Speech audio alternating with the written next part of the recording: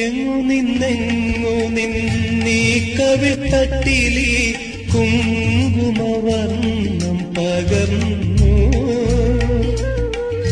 എങ്ങു നിന്നീ കവിൾത്തട്ടിലി കുങ്കുമവർണ്ണം പകർന്നു.